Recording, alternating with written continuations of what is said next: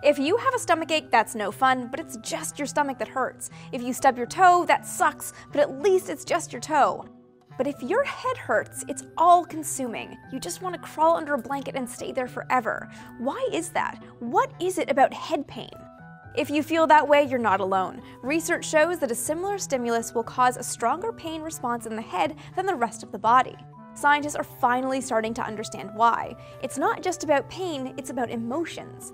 Okay, it's partly about emotions. It actually comes down to how your brain is wired. Research has shown that sensory neurons that connect to the head and face are directly rooted to the brain's main emotional center. Sensory neurons in the rest of the body are also connected to the same brain region, but their connection is indirect. This means that feelings of pain are tied to emotions and emotional distress. This is regardless of where the pain is coming from and whether sensory neurons in the head are more sensitive to pain than those in the body. The finding is supported by fMRI data that compares head pain to body pain.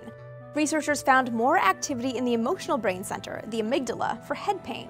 The same was found with mice. The researchers found more activity occurred when pain stimulus was applied to the face rather than the paw, especially in a region linked to the brain's instinctive and emotional centers. Again, this is a result in line with brain wiring, consistent with face neurons having a more direct link to emotional centers than body neurons. Further studies showed that activating the brain pathways linked to emotions could prompt pain, and it spirals from there. An external emotional trigger can cause a headache, which can evoke a stress response that makes the headache worse.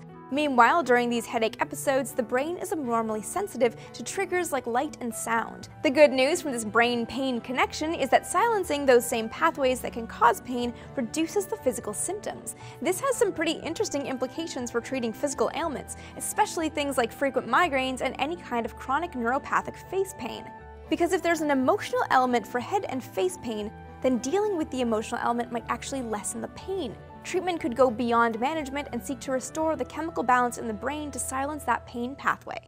Emotional pain can have some lasting effects. For example, men never really get over their breakups. Trace and I eat ice cream and talk about it right here. Of course, if you're lactose intolerant, some research says that taking pain relievers for a headache during a breakup can actually lessen the emotional pain.